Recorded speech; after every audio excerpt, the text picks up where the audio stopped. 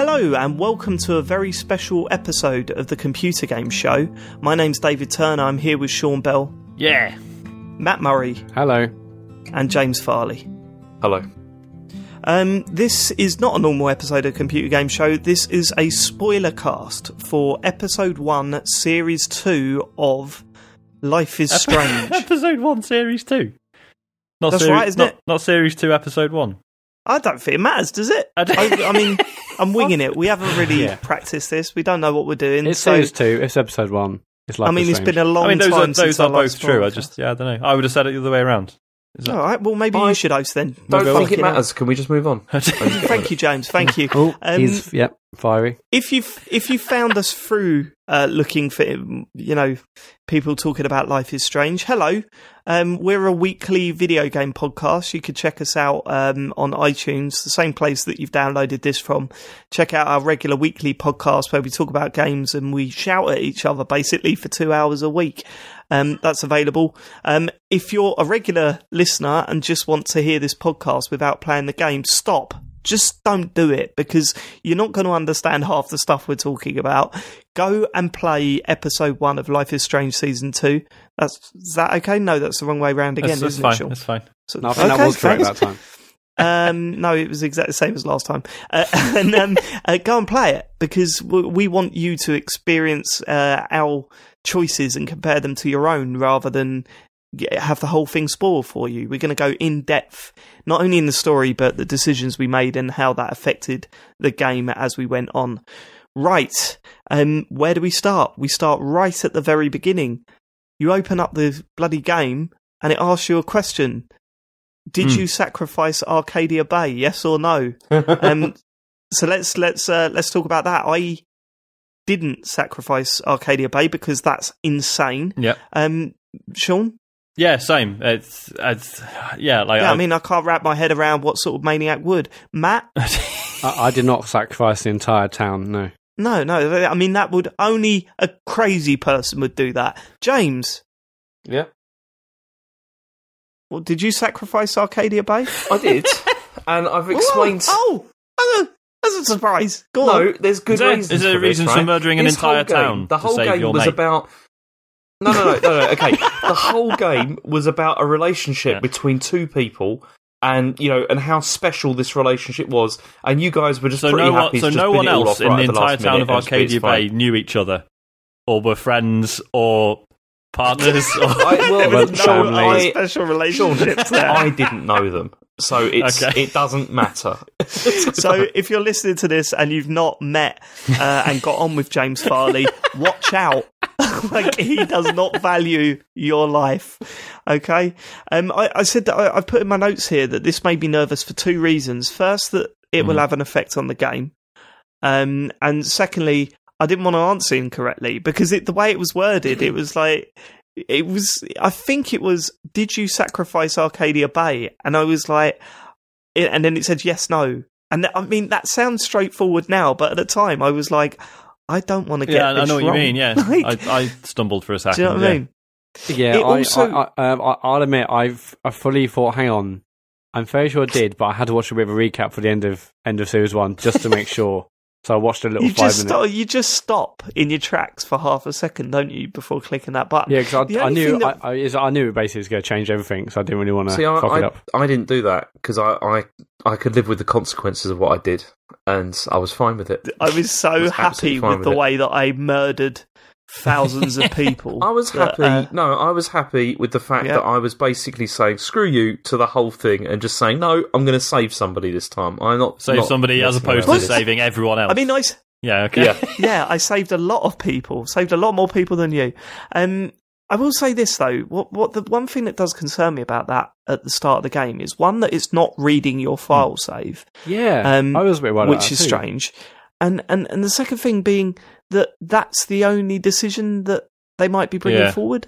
Now, as far as I was aware, there might be, I don't know, I thought there would have been more decisions coming forward from your previous save. But what would they take from that? There are other characters that, well, I suppose they're if minor. they all died. I mean, but also you've got, are people going to have it installed still? All that kind of thing. Because it was quite a long time ago. I was going to say, plus, the first series was on like previous generation as well, wasn't it? Yeah. So was it? I think so. Yeah, that's why it didn't look half as good as this does. It was on 360, definitely on. Yeah. Oh right, maybe I played it on 360 then. Oh, that's weird. Okay, all right, fine. Well, the game begins, and it's the trailer that we saw, the sort of teaser trailer that we saw at the start of sort of dash cam footage from a car driving along. The car then stops. Policeman gets out. Everything flies across. And then we start the game proper. Should I just read from my notes? They probably won't make sense, but we'll piece it together. I mean, has everyone made notes for this? I didn't, but as soon as you guys said you had, I was like, "Fuck! Why didn't I? I will in future." But yeah. I mean, I have to because I listened back to the Walking Dead Spoilercast that we did, and it is literally just me going right, and then you jump through the window, and Matt going, "No, there was this whole prolonged scene, emotional scene with Clementine." Oh yeah, I forgot about that. Like, it's just a nightmare. So I wrote everything down this time. So the next scene, you're walking off the bus with your friend, and you're arranging to meet a girl at a party. I said the dialogue's pretty cheesy, but it's not really off-putting. And it wasn't great. I mean, we lived through Life is Strange season 1, didn't we? So I think the dialogue in this first episode is way better than it was back then. Yeah, well, it was, but it also, I don't think it was great for like drawing people in, because this, as I said, like on the other podcasts, it's like I tried to get Chen to watch this, and she was put off right from the start by all of that, by the dialogue in this. Like, I mean, especially, it's the same issue that the first series had, in that we're all sort of like. It sounds bad to us, but maybe that's just how 16-year-olds talk now. Isn't that just how they could have said it? In that case, what's the target audience, Sean? Yeah, does that mean we're saying that it's only for 16-year-olds? It's portraying them, isn't it? Exactly. So surely would use the sort of style of language and things they would talk about. They're not going to, if they're trying to target us, why would, to like, what are they, like 15, 16-year-old kids like talk like adults? You can still target with like interesting dialogue rather than what it was. No, what I'm saying is that James, the major complaint was teens don't talk like this, and I was thinking, well, it doesn't matter how they really talk. What matters is that we don't talk like that. Yeah. You know what I mean? Like, it wasn't. My problem with this wasn't so much the way they were talking; it's just what they were talking about and all that kind of thing. It wasn't. It wasn't very gripping. Just to kick off. Like, to us, we know what's going to come. We have an idea. Oh, but man, come on, it's basic character building. Yeah, if you bring somebody in who's perfectly fine. If you bring somebody in who's never seen anything like this, they're just thinking, "What is this?" Seriously, they're going to think this is like a teen. This is like a teen drama, which is basically exactly what it is. Well, yeah, with poor dialogue, like in the beginning. I don't think it was poor. I don't think it was poor. It's a bit cheesy, but it was fine. So you get your first decision sitting on the porch of your house, and you get offered a cigarette. Did you take it? I did. You took the cigarette. Bad boy Farley. Yeah, I know. He is a bad boy. Bad boy Farley. That's his name for the Spoilercast. Matt, did you take it? No. Sean? Nope. I didn't either. Well, because this is one of the major problems. Like, it did give you sort of moral choices straight up right from the beginning, but we didn't really know that character. So, like, I was thinking, maybe he's not the sort of person that goes around like just smoking on his porch. And then, like, after I refused it, we would then talk about how we were going to get weed for this party, and I was like, "Oh, okay, fine." Weed doesn't count. Even I know that. It's different. It's all the same slippery slope, Sean. So yeah, bad boy Farley took it. There was any reaction to that? Like, did anything happen? No, well, I mean, he talked about how he was worried that like his dad would catch him and stuff like that, or like smell it or whatever. But that was about it. I mean, I felt happy with the choice because he didn't seem at all bothered. By it. It wasn't like a big thing at all. Yeah. It felt very natural for him to do that. I think that was very much the tutorial, wasn't it? Like, he will sometimes get to make decisions. Here is one of them. Yeah. And it's not really, it's not a big deal. But I thought the next part was a better way of doing it. Like, so you walk into the house and there is the Choco Crisp Court session. Yes. Oh my god, did you not like this? I loved it. No, this was also cringeworthy. Well, no way. I thought in terms of setting up the relationship with the dad and your little brother, I thought it was very good. Yeah, I thought it was very good too. James, man, are you just like comparing this to what happened in? But like, I mean, why do you think this is cringeworthy? I think it's because I was sitting next to somebody who was just saying, who was just sitting there, just saying like the way that they are talking is like it's making my skin crawl. Why? I just thought like instantly I got what the dad was. He was an animated dad that was, you know, trying to make life fun for his kids that are missing their mum. Yeah, but you see, I get all that. But then, you see, again, this is not completely my reaction. This was my wife's reaction, who was sitting there, like, listening to it. The thing that wound her up the most was, you know, like when you're walking, you know, I'm skipping ahead a bit, but you know, like when you're walking around, like, and he's like just commenting on everything, and she was just like, "Why is he doing that?" And I'm like, "Well, it's because it's a game." I know it's because it's it's in his head and stuff like that. But for somebody who's not played, I mean, Matt, you can say, "Oh my god," and all this kind of thing, but this is if you're going to bring other people into this. This is, you know, this is a. Well, you've learned your lesson. Don't bring other people in. Is it about bringing other people in, or is it about telling the story you want to tell? And in this case, it's about teens, and it's like this, you know, this young dad trying to, you know, try and make light of stuff. I thought all the dialogue was perfectly pitched in, you know, for the style of, you know, game it is. Okay, anyway, so who got the chocolate crisp? Who got the chocolate crisp? I fucked this up big style early on. What, did you just lob it straight into the bin and flip the bird so everyone walks out? Well, I can't remember exactly. And then Ben showed up. You're not bringing Ben from The Walking Dead into this game, please. Sorry. Well, yes. So basically, do you want to set the scene up exactly what it was?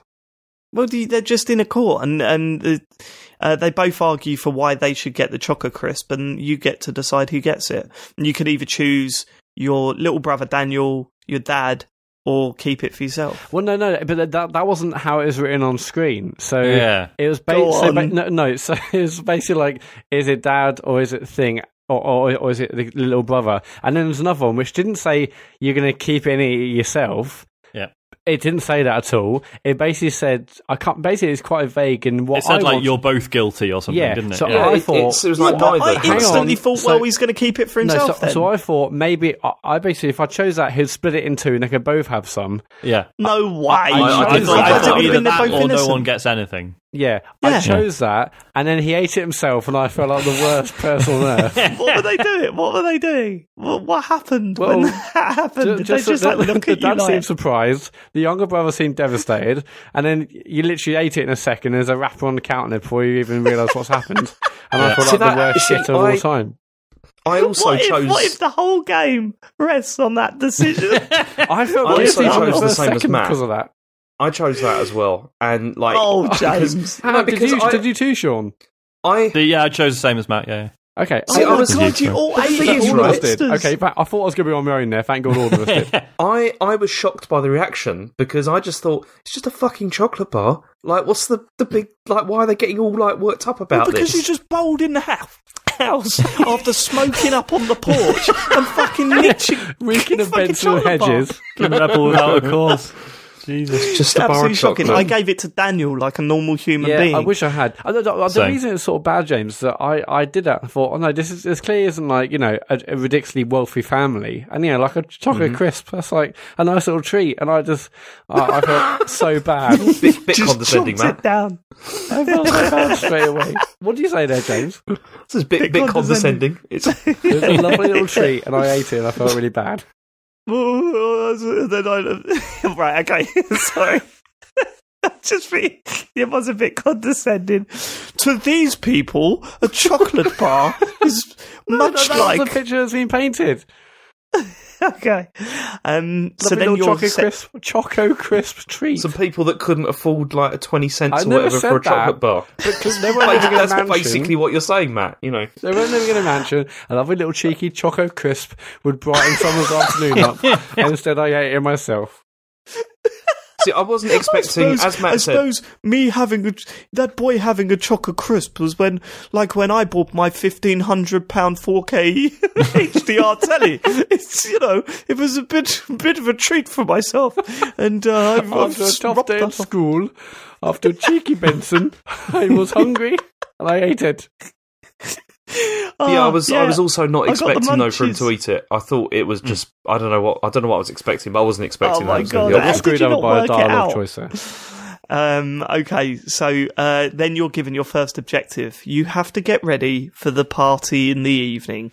You're given a list of things to do, and it's basically a way of teaching you that your bag matters.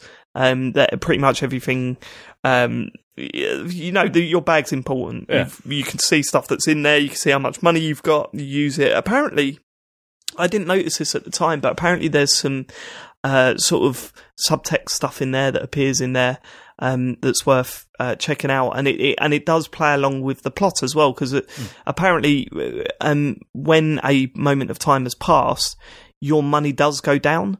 And you don't really know why, but then there's a line about how they went to a fast food place and bought milkshakes or whatever. So it all sort of ties together.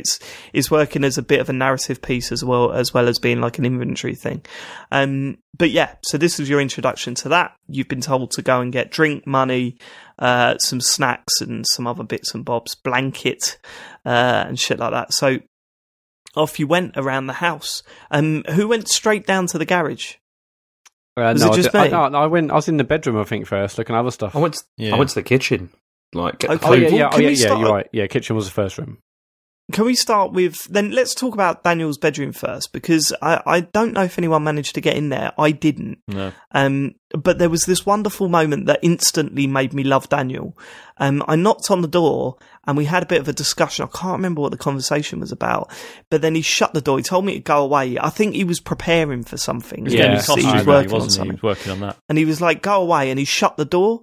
And just as I was turning around, he opened it up, looked out, and then shut it again. Yeah. And I just thought that moment there was enough for me to love that kid. Yeah. I thought that was fucking brilliant. And it properly made me laugh. So I like that. So are we going to start with the kitchen at least? You have some options to get snacks. There's go on. One of them is sweets, I think. I think that's the thing I saw first. So I grabbed the sweets and I saw crisps. I'm like, oh no, I'm going to switch these for crisps. So I got crisps. I totally did the same. Yeah. Well, it was cookies. The cookies. Yeah, I picked up the cookies and I was like, and then I saw the crisps and I thought, I ain't bringing cookies to a party. Yeah, I mean, those cookies are be gone before I get there. I was thinking after the weed, the cookies would be quite good. But no, then, but they'll be like 4 in a pack, James. It'll be game over before you get there. James, have you ever smoked weed? Yeah, a whole pack of cookies. That lasts me 2 nights. I don't think it really matters. That lasts me 2 nights on your pot. You don't know how many cookies there were in there. In fact, actually, I do, because that came up later. But yeah, mate, if you're what? How old is Sean in this game? 16, yeah. Mm. Right, so if you're going to a party as a 16-year-old, you don't turn up with chocolate chip cookies. You just don't do it. You turn up with crisps. Yeah, you're gonna get beaten up if you come with chocolate chip. You're gonna get what, mate? What are you doing? Are you 12? Did your mum make these? Bang! And not only that, bringing cookies to me feels more like you're going, these are for me. If you bring a big bag of crisps, it's you just share them about. Well, how many cookies were there, James? You said you knew. Well, there was enough to have a very good meal when we were how many good dinner? Yeah. What have we got for dinner tonight, Mum? Cookies. There's a bumper bag. When you're starving in a wood, they were quite a good choice. It turned out. Did you nick the beer? No, I went for the fizzy pop. Oh my god, mate! What you do? You are the learn. You turned up at a party, because this is the thing. Pop. Jesus! Again, it worked out to be a better decision. From the kid who smoked weed. No, you know what? No, there'll already be beer there. I don't need to share this stuff around. Oh, great. Jesus Christ. Oh, mate, so you're turning up at a party saying, here go, this Coca-Cola's for everyone, can I have a beer? No. James, when your son goes to a party, do not give him cookies and Coke. Just for us. Sean, what did you choose? He make some comment about how, for some reason, sugary stuff might be a good idea. I can't remember why. He does, but then also he says that I don't, because I initially chose the beer and then I switched around and then he said, I probably shouldn't steal these from Dad.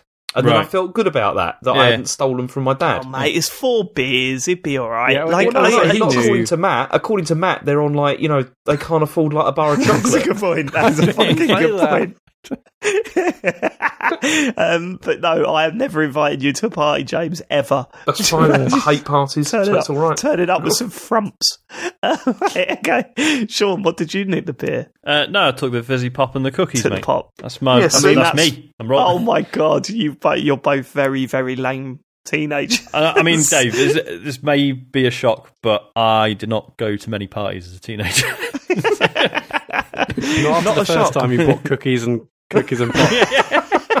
That was it. No, mate, just get cookies and fizzy pop and also, stay at home. James's tag of being bad boy James Farley is just completely disintegrated, isn't it? Like, on the outside, yeah, I'm a fag, love. And then on the inside, cookies and pop, Daddy. Okay, right. Anyway, so let's talk about. I also took the beer and the crisps. Cool. Let's talk about his bedroom. So you go into his bedroom. There's not much to do in there at this point. But I did think it was. I don't know if anyone else found this. Did anyone else turn these iPod? Oh yeah, I love that moment. Yeah, but it was really strange because the music is so consistent through Life is Strange, and to hear the streets in there, it was kind of like, wow, this is like really different. You know, it sets a completely different vibe. But I did love when he was like singing along to the music. Yeah. I just thought that was really nicely done. Yeah, I like that. But I mean, you say it's a different vibe. I mean, you know, these might be the type of kids that are like, oh, I'm listening to some British band called The Streets. You know, it's felt different to the other sort of musical tones in the game and the previous series, but I feel like it sort of worked for the character. Yeah, no, I think it worked. I definitely think it worked, but it was just like a bit of a shock, you know, because every time you hear music in the other games, it's either sort of indie rock or punk or that sort of slow guitar music, and then all of a sudden you've got The Streets and he's singing along to it, and I was like, oh shit, I just weren't expecting it, but there you go, a bit of a surprise.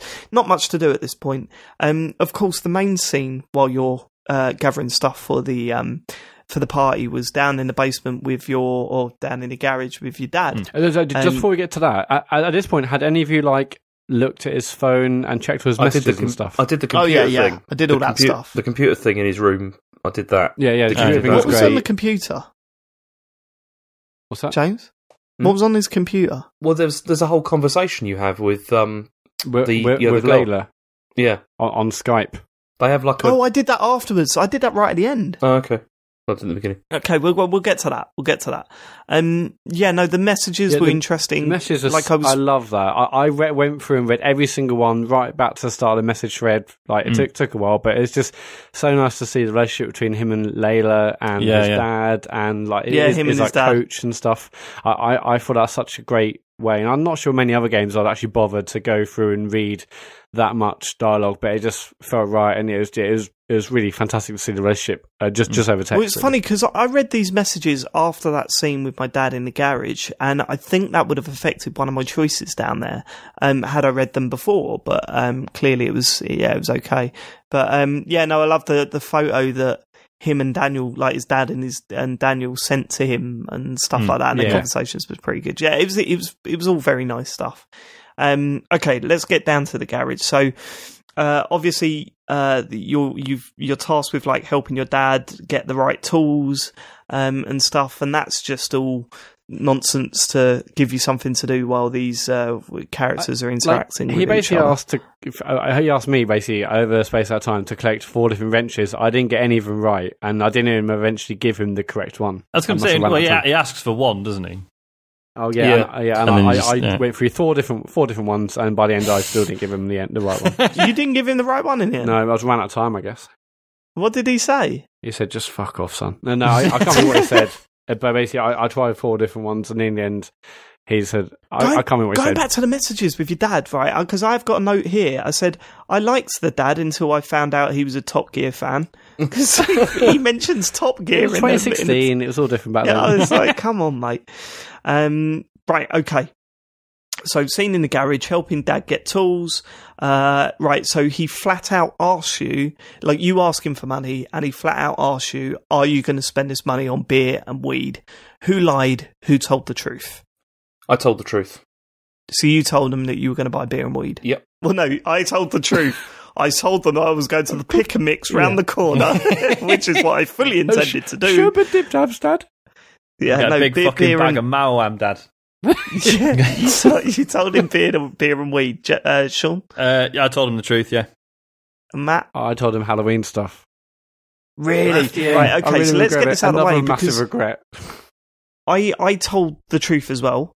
I just felt that we'd had quite a good relationship just chatting, and I don't know, it just felt good at that time to tell him the truth, so I told him the truth. Yeah, but by that point, like after the whole judge stuff and all that kind of thing, after I'd had a chat with him down in the garage, I was like, yeah, actually, I like this guy, and I thought I'm gonna tell him the truth. Well, the stats when after I'd completed it, and I did complete it quite early on, so they've probably changed since then. But it said that 81% of people told the truth and 19% lied. So what happens, Matt? If you tell the truth, he basically goes, "Look, I've been to parties before. I know what it's like." And he gives you $40. I'm just glad you didn't lie to me. Yeah. So what happens when you lie to him? He said, well, you don't need that much money if you're just buying Halloween stuff, and here's $20. Nice. You got half the amount. I was like, for fuck's sake. Yeah, you fucked it a little bit. So you have a bit of an interaction, a bit of like, I asked him about his party days, and he was saying, I'm not going to tell you, like, what happened in Mexico stays in Mexico, I think he says. And then he asked for a hug. Another big decision. When I'm looking at the stats afterwards, at the time of playing, 90% of people hugged the dad, and 10% of the people didn't. Why would you not? Who hugged and who didn't? Why would you not? Yeah, it's a definite hug moment. Yeah, I hugged him. That'd be me then. I didn't hug. What? And Why? I didn't hug. You 40 quid. Do you know what? I thought about this a lot, because at the first I was like, well, no, of course you don't hug your dad when you're 16 like that. That's weird. And then when I saw the stats in America, afterwards, though, isn't it? But I was like, maybe this is a reflect. America, the land of the hug. It is the land of the hug. They love it. Go on. Maybe this is a reflection of my personal relationship with my dad. Because when I was 16, I wasn't going around hugging him at all. Well, that's, he wouldn't offer, and I wouldn't hug him. It's a different situation, though, isn't it? I mean, I wouldn't hug my dad either. But I guess when I was growing up, it was so alien to me, the thought of hugging my dad, that would just never happen. Do you know what I mean? It would just never, like, it's so alien to me that it would never happen. So but I thought projected that onto the characters. Role-playing these games. Yeah, but I didn't know, like, we didn't know him well enough. We didn't know the relationship well enough to the point where this 16-year-old would, like, that's what I'm saying. It's so weird to me that it would have to be an incredible relationship for them to hug. I think it is sort of presented that when you choose to hug him, it is sort of like, it's not an everyday thing, I think. And that was the impression I got. I got the feeling they were quite sort of, like, shows signs of affection, showing affection, because excuse me, because they seem like quite a tight family of just three of them.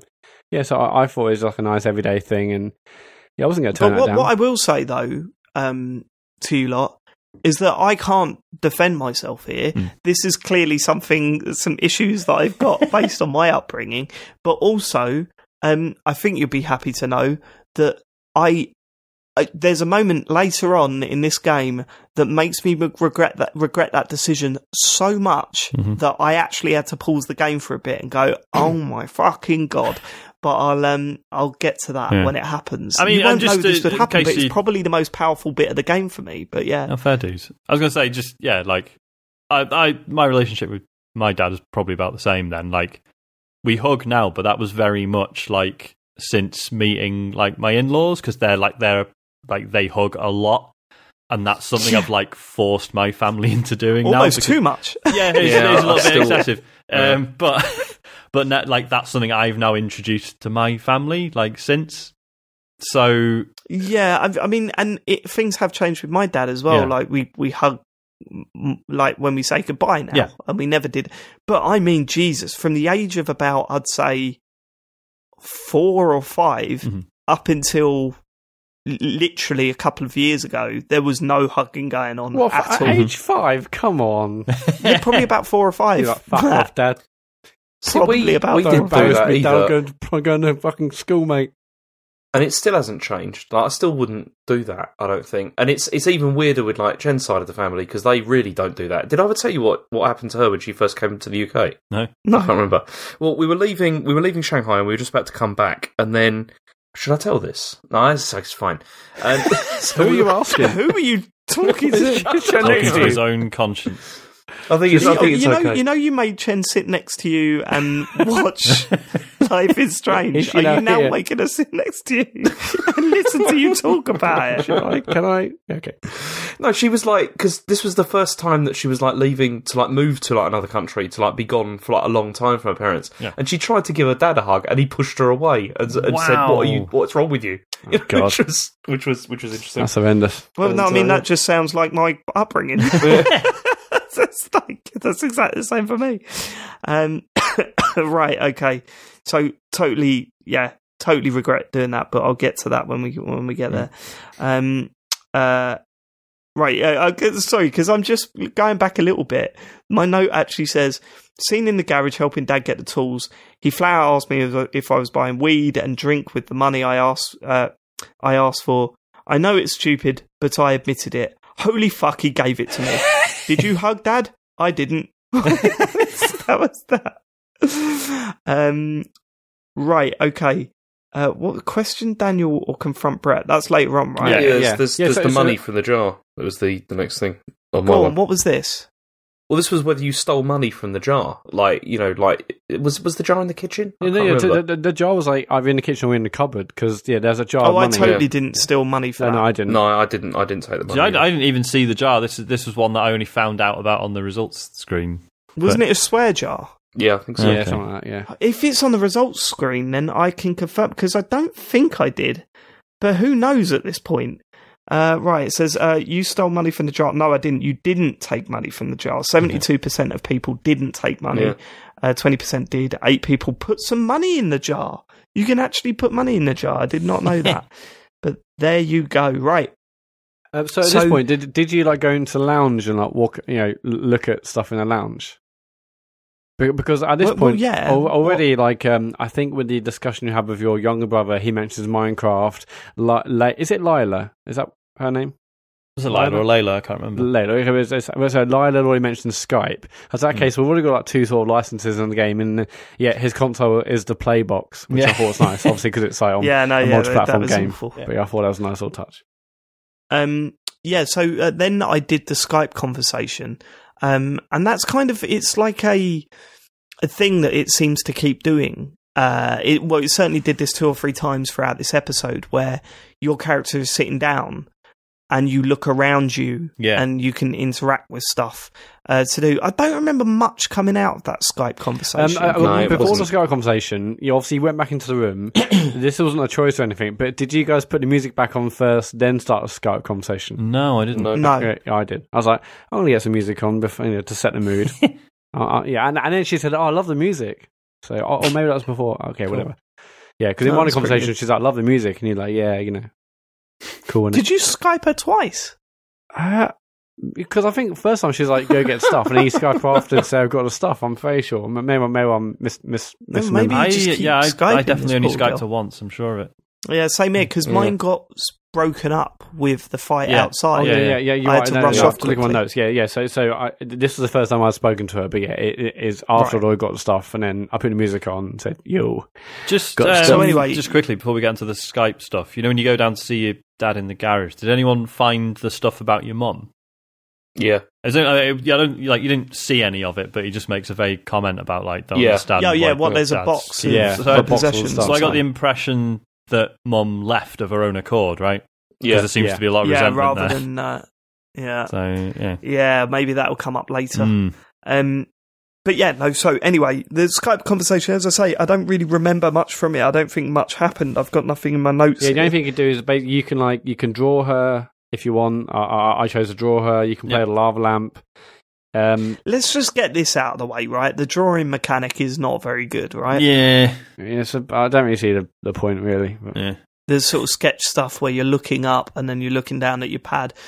I have found out that if you just twirl the stick round and round, work that out quickly. Yeah, that was what I was doing very early on. Yeah, it just does it very quickly. So if you want to get past that bit and just get the achievement, then that's the best way of doing it. Okay, so the Skype conversation ends with you hearing Daniel outside having an argument with the next door neighbour, who you'd already seen at one point walking back, and it gave you a little bit of shit as you were walking off at the bus. Yeah. Clearly a bit of a racist, a bit of a dickhead, and they're having an argument, and you get the choice to either question, because he accuses Daniel of doing something. Yeah, he basically said like Daniel put all this fake blood on over my t-shirt and ruined my t-shirt or my shirt or whatever. Okay, and the options are question Daniel or confront Brett, and I'll start with my decision. Like, I thought I should be questioning Daniel here, because you can clearly see all that fake blood stuff is all over him. Yeah. You know what I mean? And that is out of order. But at the same time, this guy's a prick, so I confronted him. Did anyone question Daniel? No. Right. Okay, so we all confronted Brett. Hang on. Oh no, Matt? Sorry, no. I questioned the brother. Yeah. Oh, did you? Why? Well, because I wanted to hear from his point of view first. Because again, we can see this stuff over the t-shirt, but I want to know from a brother's side what went down.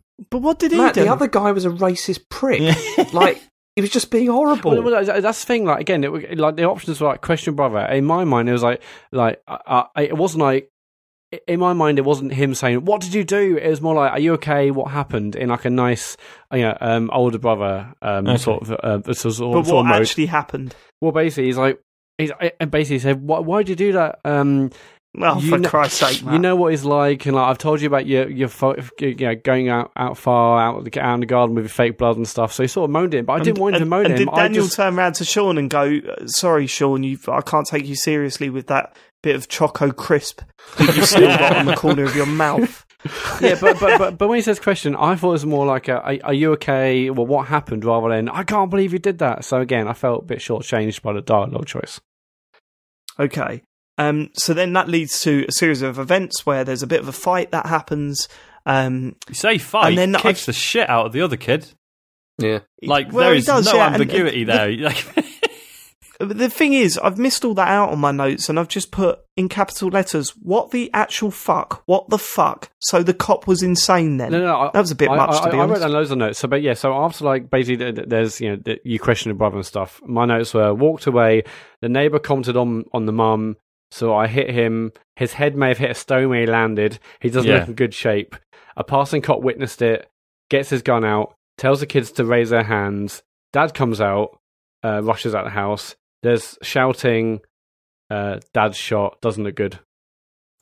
Am I completely naive to think that, like, that cop, I mean, it was a bit cartoony the way... That is incredibly naive, I thought this was... That is, sorry? That's incredibly naive. Yeah. Okay. I'm willing to accept that. I'm not going to argue. Go on. I really thought, for me, this was the best... Well, not the best scene, but do you know what I mean? It was like the most impactful scene in the whole thing, because it was just the way that it completely escalated out of control, which going by events that seem to have happened quite a lot, does happen like quite frequently with police with guns. Yeah. And I thought it was amazing, like this scene. This is why, like the stuff that I've said about the earlier part of the game, like before this all sort of kicks off. After this had happened, I began to feel a lot happier about that, because I really began to feel kind of like that was really like setting a scene that is just going to be destroyed like by this, and that was really effectively done actually. Like in retrospect, it's just when you're going through it doesn't feel like that at the time. But yeah, I thought it was fantastic, this bit. In what you know what I mean? Yeah. Oh yeah, not fantastic in what happened, but just scene. But yeah, the way it happened though, it was gut wrenching like to watch. It was it was really good, like really well. In summary, the cop shows up, he draws his gun, the dad comes out and tries to calm the situation down. The cop seems to accidentally misfire and shoot and appear to kill your dad. And later on you do find out that he is dead. Yeah. So, it's not really... it's not going to be a situation where the dad shows up later, put it that way. While that's happened, the Daniel is knocked out, and he sort of how do you describe this? What's the like? I mean, I wrote down he had a seismic reaction. I don't know if that's the right way.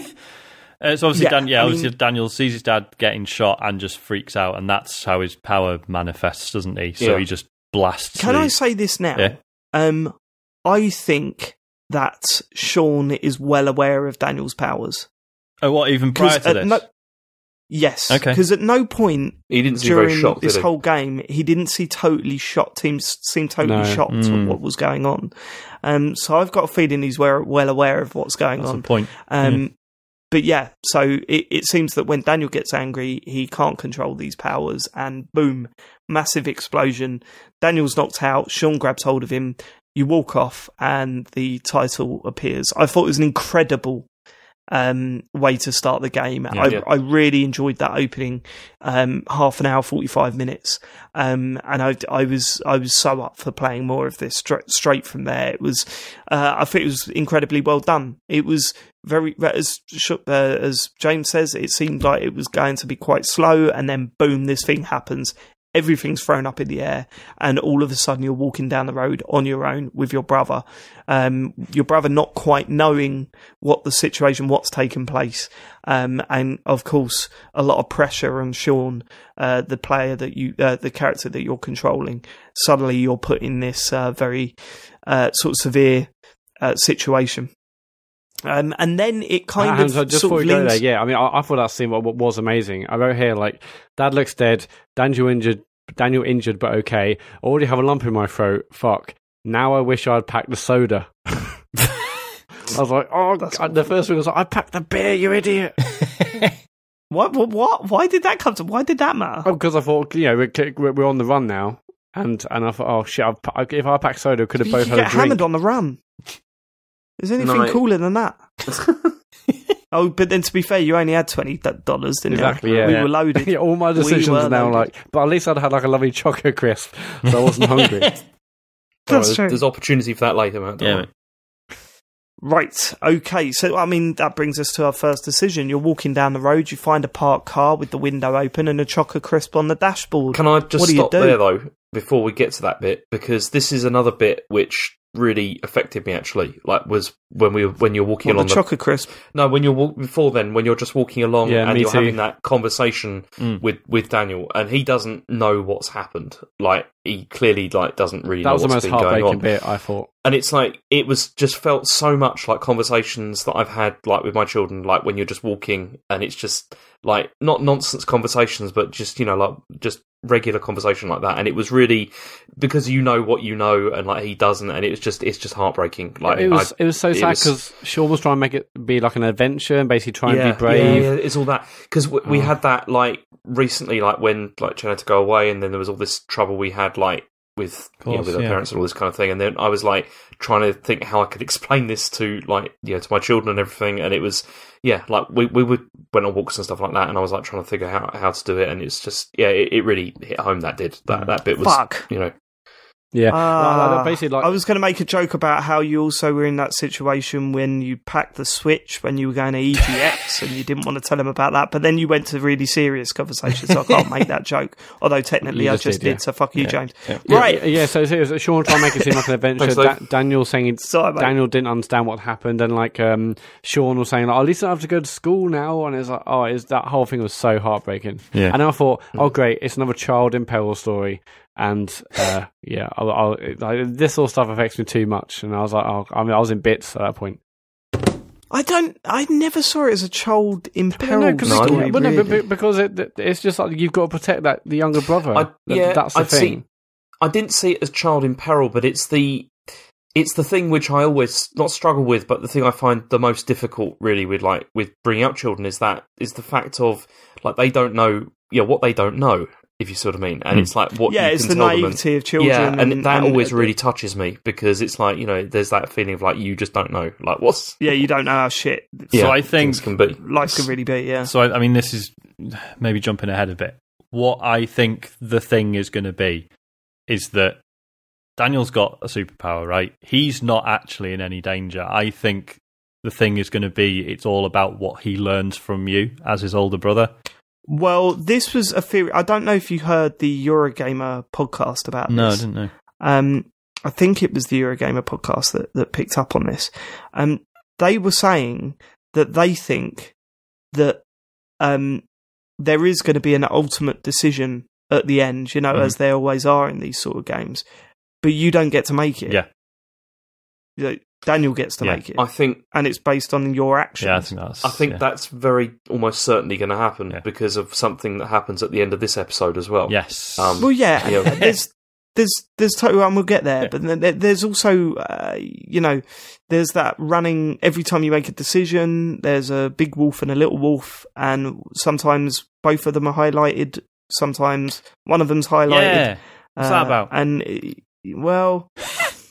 I've got a feeling we'll find out that is actually important, and it's a way of tracking exactly how you're sort of progressing through this game in terms of the decisions you make.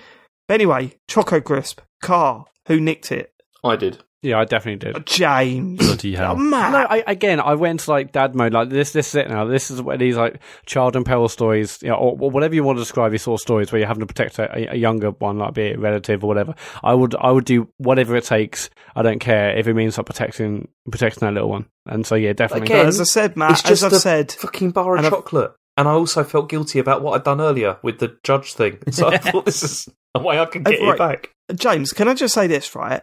I was listening back to the Walking Dead Spoilercast that we did just before we recorded this, just to get a feel for this sort of show that we do, right? You gave me so much shit for... no, was it me that you gave shit for looting the car? No, because I didn't loot the car. You gave someone shit for looting the car. It's different to loot a car when it's like the end of days and stealing a chocolate bar. It's a bit of a difference. I don't know. If you listen to Matt, chocolate bars are quite the premium object in this game. And you've just nicked it. You've just nicked it straight out of someone's window. I had to at that point. I didn't know where we get our next meal from. That's also a good point. That was the other reason I did that. Sean? No, I left it. Yeah, same here. I left it. And he was pretty cool with it, actually. I thought he'd like moan more. But he was just like, no, we should probably leave it. Yeah, but he's not going to moan. Believe me. He's not going to moan. What, as in like Daniel going to moan? Is that what you mean? Yeah. Daniel's going to moan. He thinks he's on a camping trip. He doesn't realise the severity of what's happened. And that's why, I will take it. And if we need to eat it because we're, But that's not going to keep you alive. It's going to help though, isn't it? It's going to help. Yeah. When we're desperate. It's the sugar in it, it's going to help when we're desperate. Food's better than no food. I don't know where we're going to go, how long we're going to be away. Food's better than no food. Definitely. That's a good survival tip, actually. Are you Bear Grylls? Guys, food's better than no food. Right. Okay, so I didn't steal it. You then start walking down. Is this the first time you're camping, yeah? Yeah. So you start walking down to the campsite. There was a great moment I think I've had it in this, force Daniel to, you get the choice to force Daniel to piss in the toilet or go on a tree. Yeah. What did everyone pick? Again, like dad mode, I was like, you going in a toilet. Yeah. No way. I also did that as well, yeah. Jesus. Why? Because there's a toilet there. I was like, just use a toilet. You're in a forest, though, mate. You just piss on a tree. Yeah, but that's standard human behaviour. We're on the land, mate. You can do whatever you want. Pissing on a tree is nothing at this point. If I'm in a random forest like that, I am not going in that toilet. There's no possible way I'm going in there. A, probably stinks. B, God knows what's inside it. C, there are trees everywhere and you can piss on them. It's like, it's common law. Like soap and hand dryer. Not the hand dryer. Yeah. Did you see that toilet? There was no way there was soap or a hand dryer in there. No. It was awful in there, by the way. So was it really bad? Why? Yeah. What was in there? No, they came out complaining about how bad it was. You don't actually look in. You just hear he's like, "Oh, it's really smelly and horrible." But again, I made Daniel him go just toilet. pissed up a tree on mine. It was fine. Did you play hide and seek in the forest? There's a bit before that. Did you go over to the big sign? There's probably plenty before, but what big sign? Did you go over to the board where like the posters were? Yeah, I did that. Yeah. Did you? What did you guys do about the? Did you break open the box? I did. Whoa! What was the box? I didn't know there was a box to break open. Like saying, "Oh, if you want to like, donate for parking," I think it was worded basically like, "You don't have to, but if you'd like to donate for parking, it helps us and stuff." Yeah, and you could break it open to take the money, basically the parking money. Yeah, I didn't do that. Yeah, I did that. You broke it open, Matt? Yeah, I broke it open again because we have to survive, David. We're on the fucking run. Anyway, there was no money in it. You're on a fucking nature trail. It's not like you're in the middle of a desert. You're on a fucking nature not about trail. that. It's all right. It's fine, like ripping off money from everybody, as long as you go to the toilet in the right place. The important thing is just having enough money to survive. I didn't know how long we're going to be away for. Anyway, there was no money. Okay. No one pays for parking around there. Does Daniel react to you doing that? I can't remember. You're creating a monster, Matt. You're creating a monster. Well, no, but I'm going to use that money. I may be creating a monster, but at least that money's going to pay for, like, I don't know, food, hotel. Yeah, but there was no money. Well, I know that this time. So Daniel wants to play hide and seek. Did anyone play it? Because I completely missed this. I don't know if I missed a cue or something, but I did. Right at the top of the trail, he comes over and says, I want to play hide and seek. And I was just thinking that is not a good idea to do in the forest at all, especially after you've seen a sign that says warning bears. You know what I mean? It's like, not having that. I found you, Daniel. Well, I found a bit of you. Does this count? No, I'm not. I wasn't down for that. Okay, so then I've got fell over a tree. He fell over a tree or something. I completely missed it. I think I was supposed to stay near him. Oh shit! Then there was a big jump down a rock. I helped him this time. I ran off a little bit, and there's a big tree. And I thought at the time, that's a big tree. Daniel's going to get over that. But I just ran off, and then I heard a thud, and I looked around, and he'd fallen over.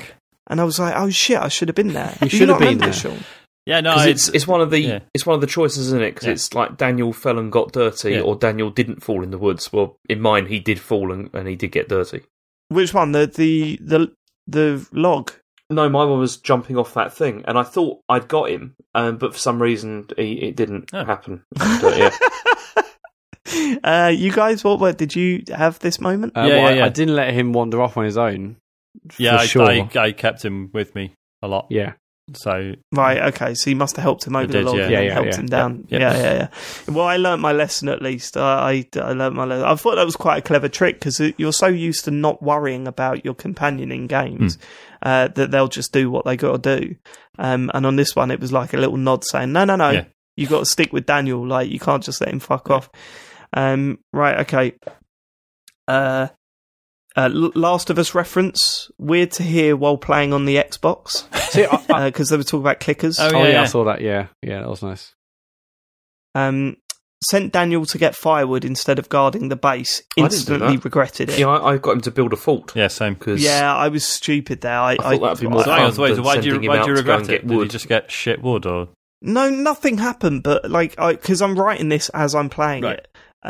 So I was like, gotta get firewood. No, what am I doing? Why am I sending the kid into the woods on his own? I didn't want to do that because of bears. I thought that was a bit dangerous.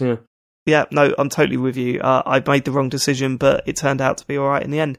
Yeah, I don't know if I had that. I mean, my notes were played with a stick, sat on a rock, let Daniel win the log collecting game. Is that what you mean by? Right. Okay. Yeah. This is what happens afterwards. Okay, right. So that was before then. So when there was the sword fight scene with the sticks, were you his ally or were you his enemy? I was an ally. Matt, I'm guessing you were his enemy, right? I didn't write it down. I just played with sticks. I can't remember in all honesty. Right, I was totally his ally. Yeah, I was his ally as well because it was really cool. We need to stick together. So it probably would have been that one, frankly, given my emotional state. Going by what you've chose throughout this game so far, given my emotional state, I probably would have done that. But did you guys? I've got to toughen him up. I'm gonna. No, did you guys do like skimming stones and stuff? I did that. I missed that. I heard him doing it, but I was gathering logs at the time, so. I forced him to learn it because you have to just keep doing it over and over again until he finally does it. How about going up to the top of the rock? Did you go to the top of the rock? I did that. That was nice. That was really nice. Yeah, that was a nice moment. Yeah, there seems to be a lot of options to scare Daniel in this bit. I don't know why anyone would do that. Like there was lots of moments where you could just go, "Oh, watch out! There's a bear out there and he can kill you," or something like that. Like there was just loads of moments to freak the kid out. And I didn't take any of them because I just thought it was not and nobody gets that for that. So I didn't do any of that shit. Right, nightmare scene. Fire was. Did anyone notice? Before that, so log collecting game. Like basically, the game's like, okay, let's both collect wood. Did you all let him win or what? Well, no, I just couldn't find the third bit of wood. Oh, okay. And then I had it in front of me, but I was just doing the classic dad thing. Like, no, I don't know where it is. And then he ran, and that cheered him off a bit. Right, okay, so the nightmare scene. Did anyone else notice that the fire was raging every time? Yes. Yeah, Daniel was getting a little bit agitated in his sleep. That was a nice touch. There's stuff before this that we sort of missed. So, but basically, so you can make a fire, and then at that point, you can have the option of actually checking your messages on your phone, even though the phone battery is basically dead. And it's really heartbreaking reading those messages because most of the messages start with sort of like classic sort of friendly banter in like the message threads, and then like I can't have an example of sort of friendly banter, and then they'll be like, okay, we'll see you in 5 minutes, and we're like, hey, you at the party or what? And then they're like, oh, actually, we're getting quite worried. Are you coming? And then and then basically the messages go from like pre-party excitement to confusion to then worry and then to support because they've heard the news. And I thought that was also really, really devastating as well. Shit, no, I didn't see any of that stuff. Yeah. So I was looking at messages, and Daniel wanted to play on my phone, and you have the option of like let him play games on the phone, but I said no because the battery was low, and then we went to sleep. So nightmare scene kind of covered that. There's not much to say. And then we're back on the road.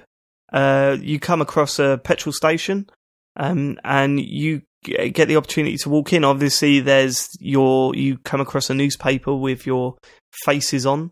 Hold on, wait. First, do you do the begging stuff? You do the begging stuff before you go in, it's right? before then. Yeah. It's the. So, what did you choose? What do you mean? Well, I mean, I'm afraid sure you could have gone into there first, but I went to the door, saw our faces on the door, and said, I don't really want to do it. I'll try and do anything else. So, yeah. So, did you beg, or did you send Daniel to beg? I begged. Yeah, I begged too. Same, yeah. When I say we're talking about Sean, obviously, he's the character that you're controlling. How about you, James? I didn't beg at all. Like, neither did. Okay. No? No. Fair enough. So this was, I thought this bit was important just in terms of establishing that, like, so obviously you've met your neighbour who's like a full-on racist twat, but then this family was a bit more, like, the dad was sort of... He was a fucking racist. It was well. fucking racist, he, but like, not so outwardly like, fuck off back to your own country or anything. But he was just like, but he was still all that like, oh, here it comes, and all that. It was like, when the moment that did it for me is when he went, we moved out here to get away from this sort of exactly. shit. And I was like, oh mate, you're a prick. And that's what I mean. It was that realization. It's like not everyone's gonna like fucking fight you, but people are just gonna be like, oh Jesus, look who it is. Sort of. Yeah, totally. So you go inside the petrol. Okay, I got confused a little bit before, so this is probably again. I know this is me being stupid. Did you try and walk further down the road? I did first, genuinely, because I was like, okay, our faces are on the door. I don't really want to go in there because they're like, hey, your faces aren't on the door. Yeah, yes, they are. There's two pictures of you like on the newspaper thing on the door. Well, it's not the on the door. It's on the side. On the side on the door. I thought it was on the glass. Anyway. It's not on the glass. Okay, but basically it said like Daniel and Sean are suspects in the shooting, and I was like, how can that be? Like, it's a cop's gun that fired, but yeah, I got confused with that bit, and I thought, well, how are they possibly suspects in the shooting? Because they ran away from the scene of the crime. Yeah, they ran away. Presumably the cop's dead, right? Or maybe not. I don't know. I think. I mean, I guess my notes is I guess the cop's dead, the neighbour's dead, the dad's dead. But yeah, I just thought like it's the cop's gun, but I don't know. Right, yeah, I mean, I guess that makes sense. But everybody's dead and they've run away. Wait, why is everyone else dead? I mean, I could understand an argument. Why would the cop be dead? I thought I read that on the newspaper thing, but he's got a full-on. Oh right, okay. Kinetic blast. Yeah, I was going to say, and the cop be dead because of the kinetic explosion or whatever. Yeah. So let me just go through these notes first, and then we'll go into sort of more detail about this the scene in the petrol station. I've put online travelling journalists looking at naked people on the internet. That's it. Then in big bold letters, crane machine. Only got $2 left now. Got a sleeping bag for Daniel. Okay, so this whole bit is set up for you to. It sort of brings in your money management. Yeah. And it's a bit of a cheap way of doing it because everything's way too expensive in that. Like it's like $4 for a bottle of water or something. Yeah, because it feels like less money management and more like, look, are you going to steal or not?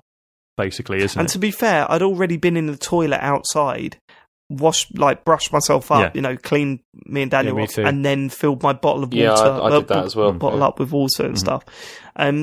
yeah, so I skipped all that stuff, but it was very much like you've only got a little amount of money. It's sort of tempting you to steal from the shop. Did anyone shoplift? Nope, not at this point. Well, at this point, you guys, did you all have $40 at this point, or I started with only 20. Well, let's like 35. Yeah, I started with 20 at the start of the day, so I was already in dire straits, so I had to shoplift. Yeah. Oh, Matt, you had to shoplift because you lied to your dad. If I had like $40 or whatever, you guys are like, dropping dollar bills over it. It's different, but me and Daniel were not. Me and the kid were not doing too well, so we had to. Unfortunately, yeah, because you'd already lied.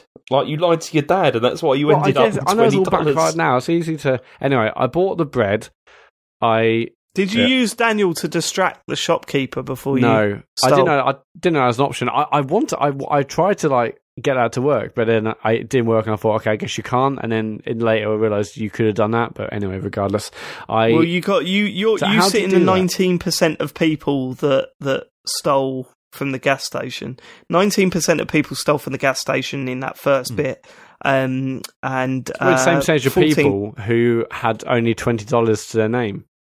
14% stole while Daniel distracted Doris. How do you do that? Did you guys? And 6, I don't know. Right. I don't know. I didn't do it, Matt. I didn't do it. I didn't steal. Matt's like, how did you do the crime? How did you do it? How do you do the crime? So yeah, there's not much to say really, other than you go around, looking at things that are way too expensive, and you either, there's some nice moments in there. There's a bit with a dog. The crane machine I tried, I didn't win anything, but then I realised I was pumping money into a crane machine again, which is just pretty much my life. Did you? So I stopped myself after one. You know the thing with the dog. Did you like? Oh yeah, I had a go. I did that with the capsule machine and got the capsule out of it. You did? Nice one, James. What'd you get? It's like it was a bear. Power bear. Like that. Yeah, that's the one. Yeah, I didn't do that because again I had no fucking money. Yeah, I just shouldn't have lied then, Matt. Yeah. It was shouldn't have lied. At the time, it was like it doesn't matter, but shouldn't have lied, baby. Right? Did you do the thing with the dog though? Like it says like, do you want to? Can I keep the dog? Like, I said no. I said no. See, I said yes, and then instantly regretted it, thinking, "What am I thinking? There's no way that you bring a dog with you. It's like insane." But what did they say? What happened? In the end, they just say like, "Oh yeah, we're looking for like some adults, to like take it because it's yeah." Okay, cool. So then, what happens after that? You go back outside with the things that you've got, right? Yeah, you go outside with with the food and sit on the tables. Yeah, in terms of the online travelling journalist, what I wanted, so I looked at him. He was looking at the the nudists or whatever it was on the laptop, and I went straight to the counter, hoping I could like get him in trouble to distract the woman to steal stuff and leave, but that wasn't an option. Well, we'll find out later how. Yeah, you find out later how bad of a decision that would have been. So I've got here. Go outside. I went outside. The only expensive thing I bought from the shop was a sleeping bag for Daniel. I couldn't afford the tent or anything, so I just bought the sleeping bag. So we're sitting outside with our map and we're having a bit of food, and a creepy old man is looking at us from a car as it drives past. That was a bit like sort of the framing of that scene was a bit funny because it was so blatant. This car driving past and this guy just like staring at you. It was quite funny really because you couldn't see the full car, so you just saw like from halfway up the door, and then just like this character just like slowly moving across the back of the screen, like looking out at you. It was like, okay, right, we have to keep our eye on that guy. I said, shit, this Brody man is back, right? Because he comes out and speaks to you briefly, and I put, oh shit, no way, he seems all right actually. So so it turns out Brody was the journalist, the travelling journalist that was looking at nude people on the computer inside the store, and we have a brief chat with that person, and he seems sound at this point in the story. He's definitely set up for you to think like, oh god, he's a pervert, right? Yeah, there was that. And that is like partly, my own prejudice, I guess, like because he's quite scruffy and he's got a massive beard and and like so you ultimately think he's a pervert. Yeah, exactly. Look in the mirror, Sean. So yeah, I felt like they played into that intentionally. You're a pervert. Bit. But but he's, as you say, you get talking to him. It's like, no, he's fine. Yeah, he's totally fine. Then the guy from the car comes and talks to you. His name is Hank, and I've just put he's a cunt on my things here. Yep. So he comes up and he sort of confronts you, saying that you've stolen stuff from the store. At that point, I hadn't. Matt must have been sweating. I was shitting pant at that point. I bet. And you get 3 options: attack, discuss, or flee. I chose to discuss because I paid for everything that I picked up in the store, so I was okay with that. How about you, Sean? Discuss, because again, I hadn't stolen anything, so... So what the fuck did you do, Matt? I chose discuss. I was playing hardball. Did you buy anything?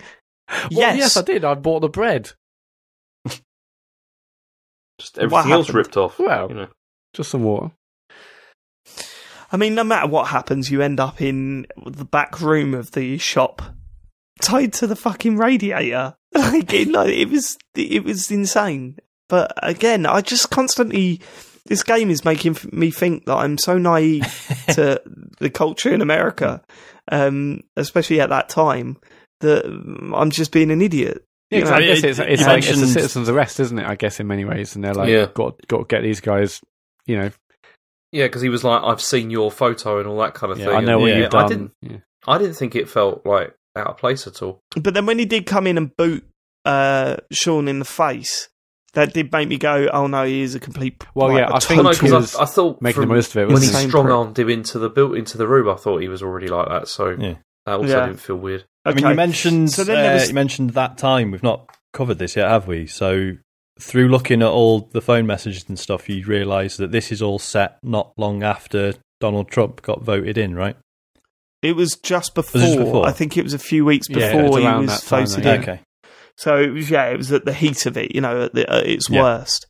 We mentioned on the main show, that, and I clarified the week later, that I thought it was strange how they were like, "Oh, we're going to build that wall," and I was kind of like, "Oh, come on, that's like just bit on the nose, fucking line that's chucked in there," And then when you think about it, no, actually, if it was during that time, then that makes total sense because the whole country, that was kind of a fucking slogan that people were just banding around at that time. I can, I sort of retract my statement on that. But yeah, and I think that was it. I didn't realise the time period this was set in, and that makes that sort of reframes a lot of what's going on. But yeah, so anyway, it's the breakout scene with Daniel. So it's explained that Daniel ran off the moment Hank hit you, and he got away. And then when you're in this back room, Daniel appears, sort of from behind the wall, talking to you through a vent, and helps you escape. I mean, all pretty straightforward, nothing too taxing, nothing to really talk about other than there being a nice moment between Sean and Daniel again, where he's helping you out from outside and you're helping him with, the plan. Telling him what to do from inside. It's pretty well done. I thought it was pretty cool. Yeah, it's like saying, gameplay wise, it was just a bit like figure out what you can click on next.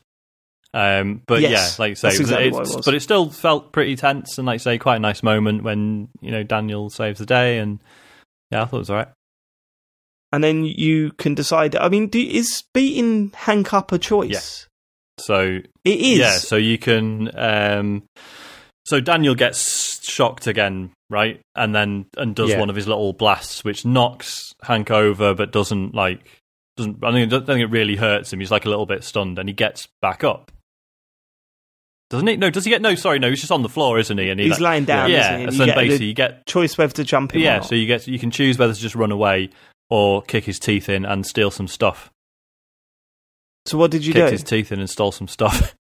Yeah, boy. Same here. Yeah, same here. Matt? Yeah. James? I didn't steal stuff. I still didn't steal stuff. I just ran off. James, and you're then really? You bother to die? No, because but then also that was the main decision though that I kind of instantly regretted when you go outside and it's like pissing down with rain, and I was just like, oh, why didn't I just? Could have Well, my nicked himself at that point. thought process was all bets are off now. Yeah. Like, he kicked you in the face while you were chained to a pipe. Like, I don't care. I'm going to beat him up and I'm going to nick his shit. Like, really, it was an easy decision for me. I was just like, fuck this guy. At that point, I was still thinking, I'm going to take the moral high ground here. Like, I've done nothing wrong, and I'm going to continue doing nothing wrong. Face, though. Yeah, that's true. And it was raining outside. That's the worst. Okay. So still KPB. Daniel stole the dog. Yeah. We call it Mushroom. Yes. In the car with Brody. Was everyone calling him Mushroom? Yep. Yeah. But was that a choice? I think there was one where it was like you either like the name or you don't like the name. But yeah, it was Mushroom. But it might still end up in the same result. But yeah, I just instantly said, yeah, Mushroom's cool. And then so the dog's called Mushroom now. Right, okay. This is the bit that I wanted to talk about. This was probably the worst moment in the game for me, or the most impactful moment in the game. So I chose to tell. So you walk out, and Brody is in his car in the rain, and he tells you to get in. And there's still part of me that's like, why am I getting in this stranger's car? But at that point, there was no real other option, and I was in danger, so I was fine with it. And then when you're driving in the car, you get the option to tell Brody the full story. So I did. And he talks about his dad. Like, Daniel's asleep in the back. Sean's talking about his dad. And then the line was, I didn't even give him a hug when he asked, just before he died. Oh, no. And that was like a punch in the stomach for me. I was like, yeah, that's when I first realised that, oh my God, I did the wrong thing. Like, I really did the wrong thing there. I didn't even think about it at the time. It hadn't even crossed my mind. But then when he dropped that line, I was like, oh, fuck, man, that's awful. Yeah. And that was my decision. So yeah, fair play. Fair play. You know when back when you're talking to your dad, like, they all say, like, love you, don't they, at the end? Does that not happen if you don't hug him? Or does that... No, they still say love you. I wasn't sure. Okay, cool. Yeah, I'm pretty sure afterwards he like, when I said turn him down for a hug, he didn't act like bad about it. He just went, don't worry, son, I get it. You know what I mean? That's it. He sort of goes, too old for hugs now from your dad. All right, don't worry, I get it. He said, I love you. And then Sean says, I love you back. So it wasn't like a nasty moment where the dad was like, oh, why won't you hug me anymore? It was just like, no, I get it, son, Gordon, I love you. I love you too. No, it was nice. But when he dropped that line, I was like, oh my God, what have I done? That's really bad. The story continues. Brody, I've written here, Brody seems cool. I really hope he doesn't turn out to be a dick. Do you know what I mean? Like, there's always that at the back of your mind. Are they going to... I thought at this point, after you'd spent time with Brody in the car, I was of the mindset of, Brody's a really good character. And I really like him, but it would be so easy to pull the rug from underneath. He's a murderer, I was convinced. Whatever, I was convinced they were going to do that because it all felt a bit like too good to be true. Yeah. Like, everything was, totally. Was like totally. so nice, but turns out Brody is the absolute dude of this whole first episode. Like, he's top boy. Got time for Brody. Got time for him. Then I put, okay, Brody is sound as fuck. I hope we get to see him again. Rock, paper, scissors. Well, we'll get to this, right? We'll get to rock, paper, scissors. The reason why I wrote that... In the conversation, there's a choice as well, isn't there? About, you can tell them how the story went. I explained the story, but then you can, like, blame someone. And basically, I chose to blame the cop. Yeah, same. Yeah, I did that as well. ACAB. I think I blamed the cop as well. What? All cops are bastards. I don't know what that is. Right. Yeah. I still don't know what that is. I didn't hear you properly, to be honest with you. Okay. So then Brody buys you a hotel room, and you have quite a touching discussion about whether you should tell Daniel the full story or not. And I was totally prepared to tell him. I thought the sooner I tell him what's happened, the better. Yeah. Because if he sees it on the telly, whatever, it's I don't want him to find out that way. I want to be able to tell him. So then there's a rock, paper, scissors. Hang on. We're skipping a bit here. Yeah, we're missing key bits. Seriously, Arcadia Bay. What? When you're talking to Brody outside of the car at night, you're looking over Arcadia Bay. Yeah, you see it, don't you? You're kidding me. I So what didn't did even you see, notice James? that. You saw the It lighthouse. shows you the town, and you see the lighthouse, and then at the end, just in case you didn't get it, it shows you the little little plaque with like "Welcome to Arcadia Bay" on it. I didn't even see that. it I didn't must say have that been on mine. writing I notes. clocked that. Mine was a bit different. I was going to say, It yeah, was, what did you get, yours James? was just That's what I was excited about. It was rubble.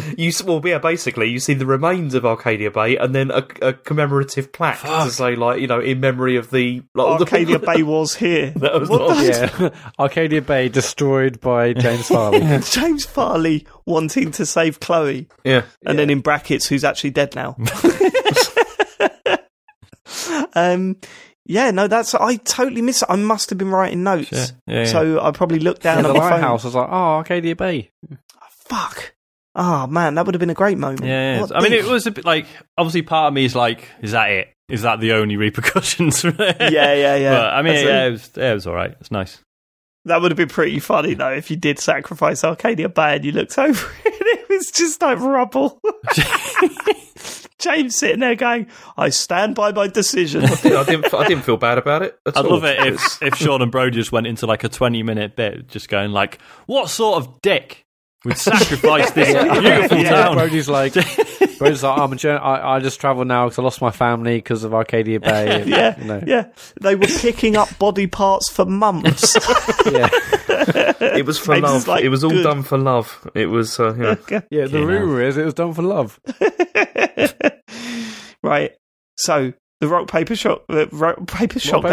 Yes. Scissors. Yeah. Daniel checks the blog. The rock paper scissors game was fucking hilarious because it's a computer game, so you assume that it's rigged. Yeah.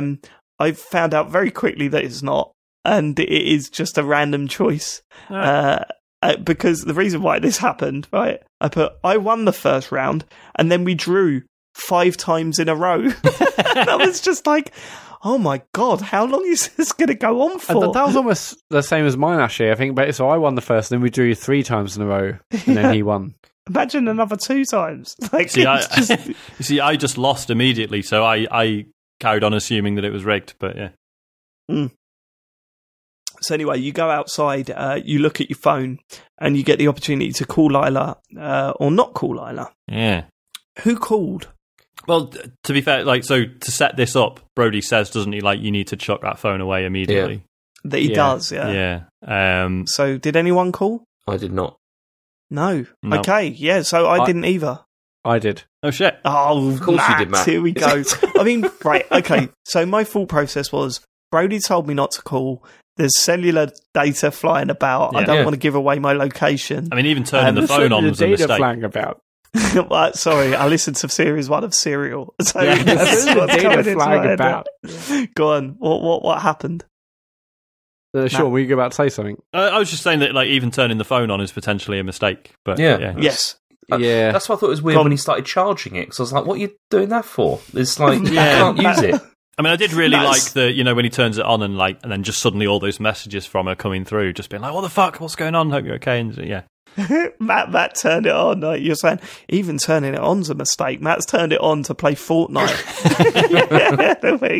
Go on. I, there's a scene in mine where I'll go down to reception for the Wi-Fi code. And, Matt, what happens with the call at Lila? oh to Lila? god, yeah. So I basically said, got to the hotel, got to the motel, called Lila. Totally a mistake. Actually, that was okay. Cops will probably find me though. Yeah, basically it's a really teary conversation. Like, I don't know when I'll see you, and they're like, just come back. Basically, I think is at that point, but she's like, my dad knows a lawyer or something. Like, come back, it'll be fine. And he's like, no, I can't. You know, yeah, it was a really emotional conversation, and so I was like, this is gonna be the last chance I probably get to talk to her. We've already had, like, the scene where that guy tried to get me anyway. I'm just going to talk to her, and even when I was doing it, I was like, this is a mistake. But in the end, it was fine. I mean, they may track me, but yeah. Anyway, I felt a bit weird about that, but I'm glad I did it, I guess. Yeah, it was quite an emotional moment when you shut the phone as well, wasn't it? Because it was kind of like, how tied everyone is to their mobile phone. It I kind thought of that feels was like stupid, the actually. ultimate sacrifice Yeah. to just lob it and not do anything with it. I thought that was stupid. I was like, what? So you're gonna just lob it in front of a moat? Like, if you're gonna put it anywhere, it's like throw it right in the middle. Go to like a lake and throw it So somewhere. you actually burn walk it, over put it to in the a bin. sea and chuck it in, yeah. Yeah, like they don't literally throw it. Like I bet they barely made the road. I'm sure it's fine. I mean, it didn't seem like a busy area. You weren't going to hit a policeman with it by accident. And it's fine. I was fine with that. If you're gonna dispose, at least do it well. But anyway, whatever. But then, apparently, according to my notes, my mood changed pretty quickly after that emotional scene. I've just written, nice, block party. I'm mine to put block party, exclamation mark. What song was it? I can't remember what It song was it Helicopter, I think. Oh, nice, yeah, good Yeah, choice. I mean, incredible album. And I thought, okay, cool, like another British Eyes. Incredible album. Matt's going into his music review. Yeah, yeah. It just called me Rock Reaction. So yeah, there was a. But I thought, oh yeah, okay, like another British band. I like that. Like obviously the Streets earlier and stuff. Yeah, and then I put, although I made Sean turn it off to tell him. Well, I assume I meant Daniel. I made Daniel turn it off to tell him about what had happened. So I'd made that decision that this was the moment that I was going to tell him. And the problem was that Daniel said, "Okay, we could talk, but can you get me a drink?" Yeah. So it sort of Get me a forces you to go and to the vending machine. And of course, by the time you come back, there's things floating everywhere. Sean, they were floating everywhere. And Daniel was angry because he saw the news story on the news on the telly. So ultimately, the thing that I didn't want, like I was trying to make sure didn't happen, it happened anyway, which was a bit frustrating, but it was the way it was done was pretty well done, actually. Yeah, he saw a news story, but I guess it was the fact that he knew his dad was dead was the big thing. It's more that than the story itself. But yeah, he's like, "Dad's dead," and I was like, "Oh God!" Again, more emotional. It's like, yeah. And then the final decision of the game was whether you were going to promise to Daniel that you'd never lie to him again or not. Yeah, this is a great choice. Go on, Matt. What was your decision? Well, I was a realist. Obviously there will be times where I have to lie to him for his safety, for our safety. So I said I'll try to rather than I definitely won't. I think that was the option. Oh my God! Yeah, I wasn't going to say I definitely won't because I definitely will. If it means I'm saving learning lives. so much about you, Matt. From like Yeah, this. I know, totally. What are you learning, James? I would James, do did you basically promise? anything it takes to protect that kid. So James, did you promise? Yeah, of course I promised. Sean, Yeah, did you promise? Yeah. Right, And so it's like maybe I promised too, right? And looking at the world stats when I completed it, 92% of people promised that they wouldn't lie to Daniel again. 8% of people / Matt said you'd try to be honest. No, because the thing is maybe you in reality that's probably going to come back later, and maybe you are going to have to whatever. But at least go with the right intention of but I think all bets are off. Like if we're still at home, and like having a nice regular life, sure. But right now, this is just you got to survive. And but how can Daniel trust you? It's when there's just two of you on the road together, you need him to trust you. Well, exactly. And you basically that's said, why I told him the truth rather than lying, saying, "Oh, I definitely won't lie to you ever again." No, I swear to God, I'm not going going to lie to you again. later. It's like I thought, look, let's just be honest. We need to stick together, and this is the way the world is now. It's changed. I told him Everything's the changed. truth and said I probably will lie to him. Like it's just so what we've mental. learned here is that if we're ever in any sort of situation where something really bad is happening, not to ask Matt what's happening. Yeah, Matt won't know how to fucking deal with any situation, would he? I feel like I deal with things admirably. What's the point of saying, "Oh, I'll never lie to you," because you definitely will? How do you know that you definitely will? Because that's life. There will be a situation where you have to lie, maybe to protect him, to protect yourselves. That's you're gonna. Well, I mean, to be fair to you, Matt, you have been very consistent, like throughout this episode. Like you've lied at every Yes. opportunity and stolen Yes. and everything. I wouldn't have done it if we weren't in like a totally shit situation. But because we are, I'm having to but do whatever I lying's can gonna to make it protect worse. us. Matt, right, okay. I'll give it to you, right? Okay, because you're the one in the docks here, because, we've all agreed you've gone against the grain. Give us a scenario where you will have to lie to Daniel. Just come out with one. I can't think No, of an you're going to have example to. Have a think. that I Give us have a to scenario. lie. Yeah, that you'll have to lie in an upcoming episode of Life is Strange season 2. Well, maybe he'll say, "Did you know about my powers?"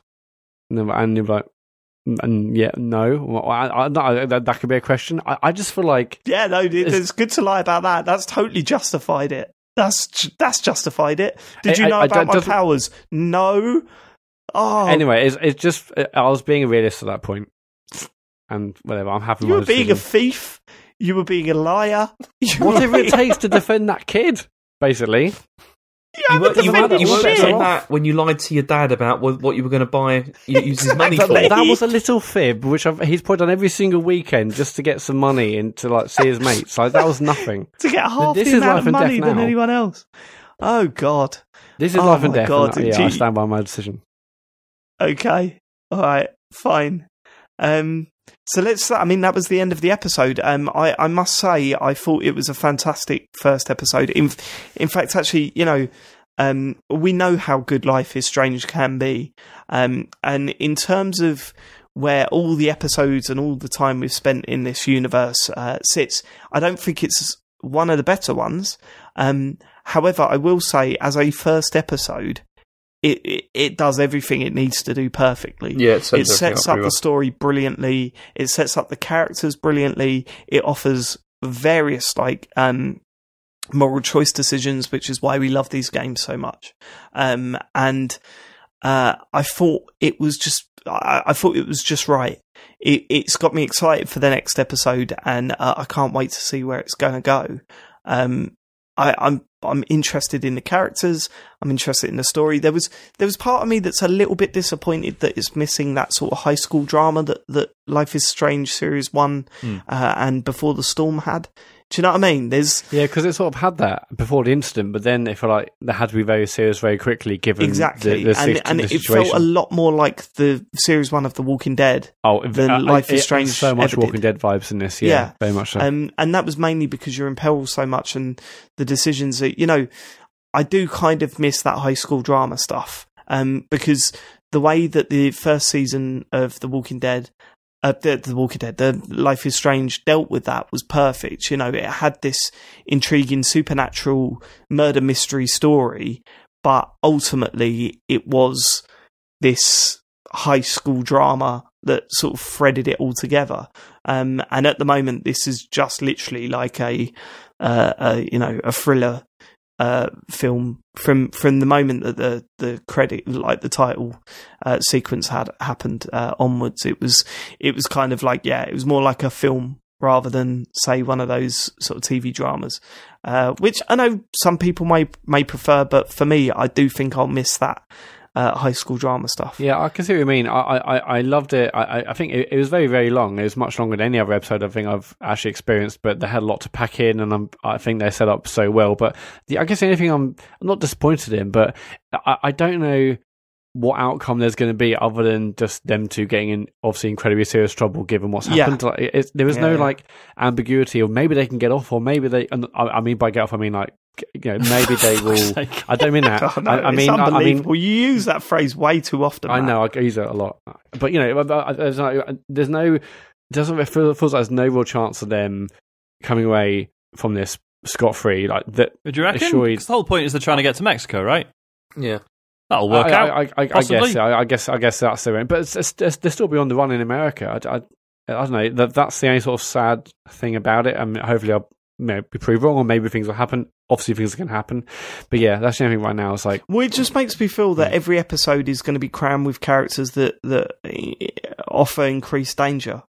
You know what I mean? Yeah. Whereas I think it's you just never had that feeling throughout before. now. Yeah. So but then we'll see where it goes. I mean, the change of style. If they did the same thing again, we could be complaining that it's too similar to season 1. Yeah, definitely. And I'm really excited to see what they do and where it goes from here. Sean, what did you think? I fucking loved it. Yeah. I personally would put it among the better episodes of Life is Strange season 1. I really liked it. I like the fact that, yes, it is about paranormal stuff, but also about real life things that are actually affecting people. I think there's a really nice balance between the two.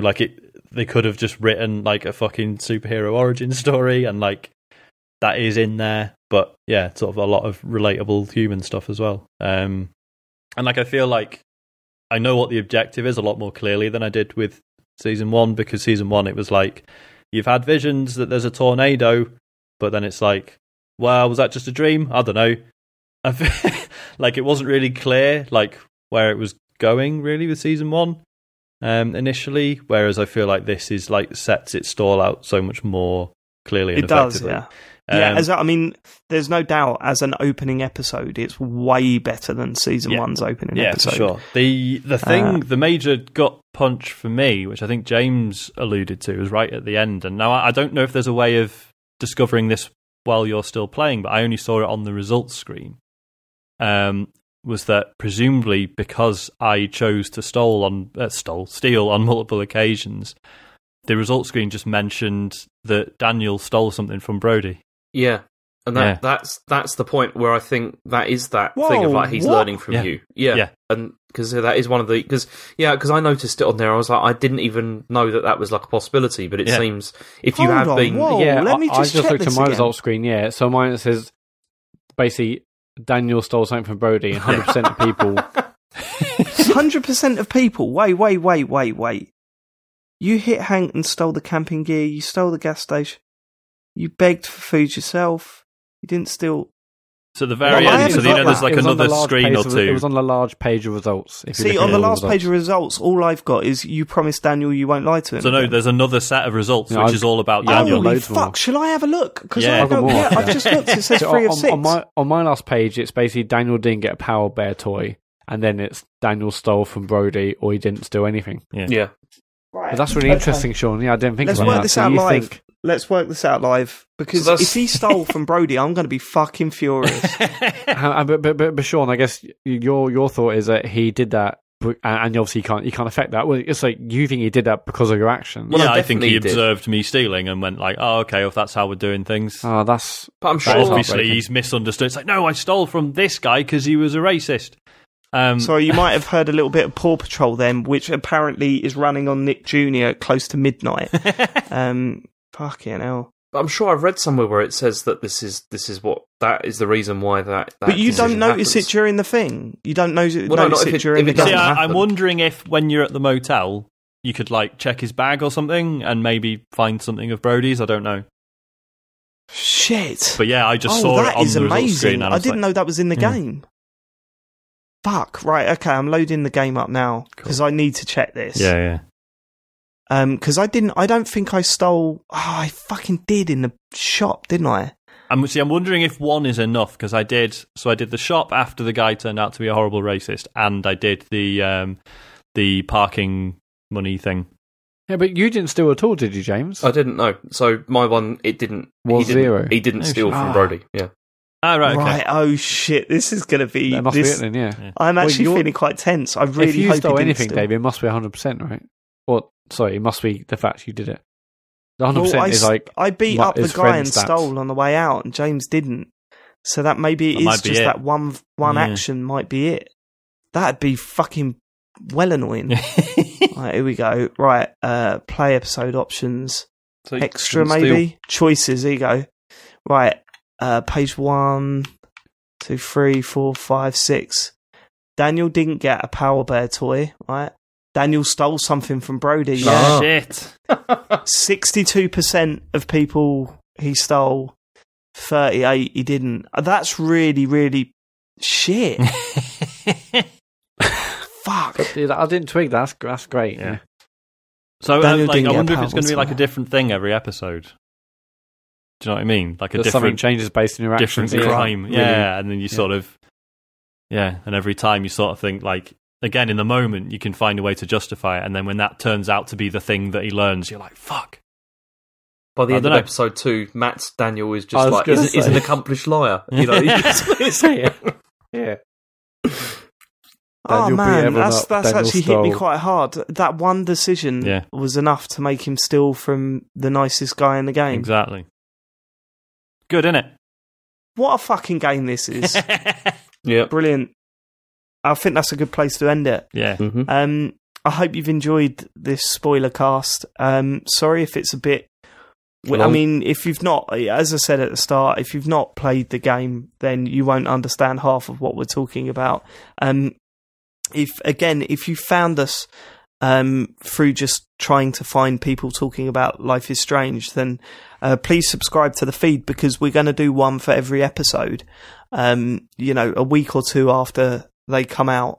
We'd love to hear your thoughts. You can contact the show either via email, which is, thecomputergameshow@gmail.com, or you can contact us through Twitter @ComputerGamePod.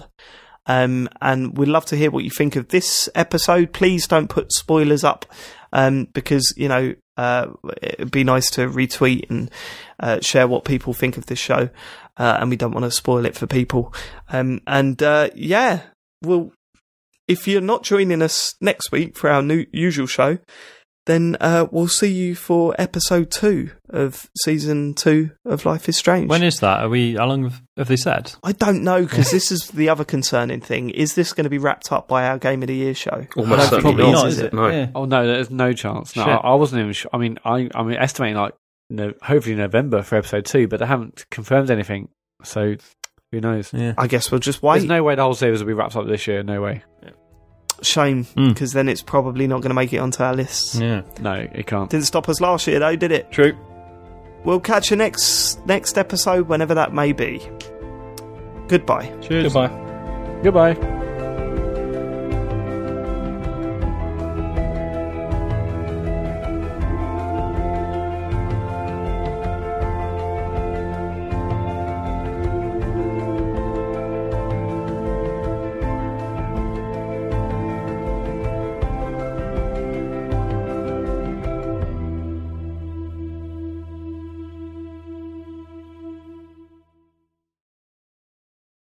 You're a pervert.